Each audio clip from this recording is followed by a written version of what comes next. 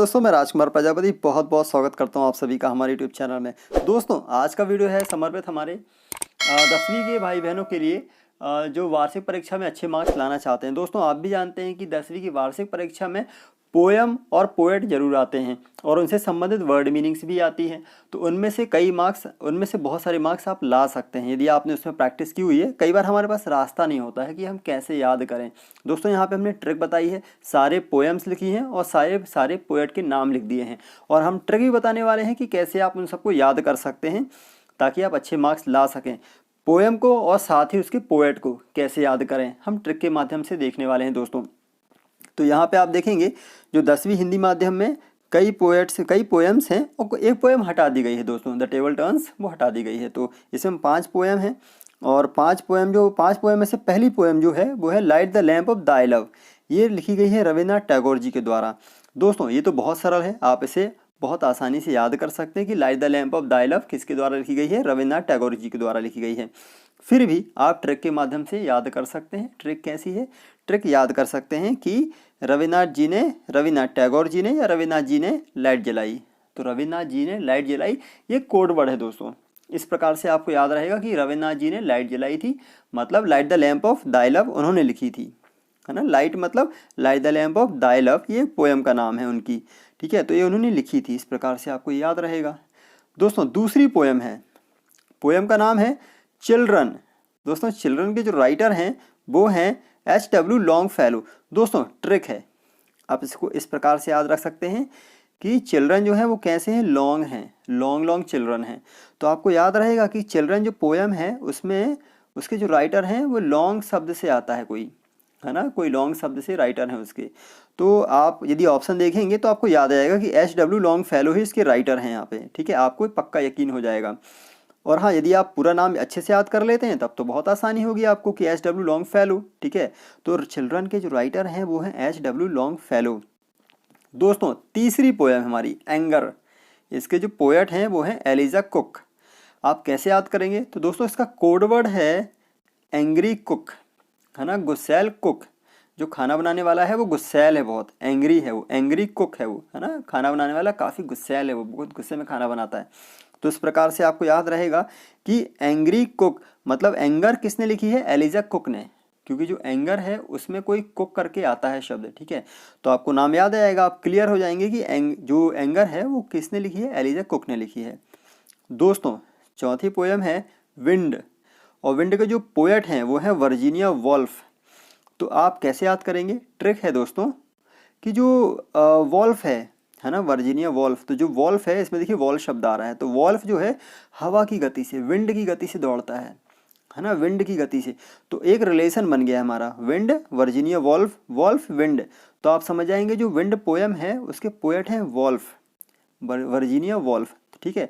Wind की poem में wolf करके आता है कुछ, ठीक है। तो आपको याद रहेगा कि इसके जो पोएट हैं वो है वर्जीनिया वॉल्फ, है ना। ट्रिक क्या थी कि जो वॉल्फ है विंड की गति से दौड़ता है, विंड की गति से, हवा की गति से बहुत तेज भागता है, ठीक है। तो हवा की गति से भागता है, तो आपको याद रहेगा। दोस्तों लास्ट पोएम है हमारी इन मेमोरियम। तो मेमोरियम मतलब होता है याद। तो आप ऐसे याद रखिएगा कि जो अल्फ्रेड लॉर्ड टेनिसन इसके जो राइटर हैं उसमें टेनिसन आता है। अच्छा, टेनिस एक प्रकार की बॉल होती है जिससे क्रिकेट खेला जाता है, ठीक है। तो आप ऐसे याद रखें कि मुझे याद है मैं बचपन में टेनिस की बॉल से खेला करता था, है ना, मुझे याद है, याद मतलब मेमोरी, है ना, मेरी मेमोरी में है कि मैं टेनिस बॉल से क्रिकेट खेला करता था। तो आपको याद रहेगा कि जो मेमोरियम पोएम है उसके राइटर के नाम में टेनिस समथिंग आता है। तो आप समझ जाएंगे कि टेनिसन ही उसके राइटर हैं, अल्फ्रेड लॉर्ड टेनिसन उसके राइटर हैं। तो आप क्लियर हो जाएंगे। दोस्तों इस प्रकार से ट्रिक याद करने से आपको बहुत ही आसानी जाएगी, और जितने भी बोर्ड एग्जाम्स होते हैं दोस्तों ट्रिक के माध्यम से ही क्लियर किए जाते हैं। वो ट्रिक बना लेते हैं और सारी चीज़ों को याद कर लेते हैं।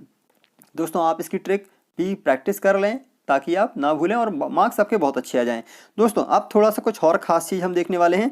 इसमें हम देखने वाले हैं दोस्तों पोएम में वर्ड मीनिंग्स भी आती हैं, ठीक है।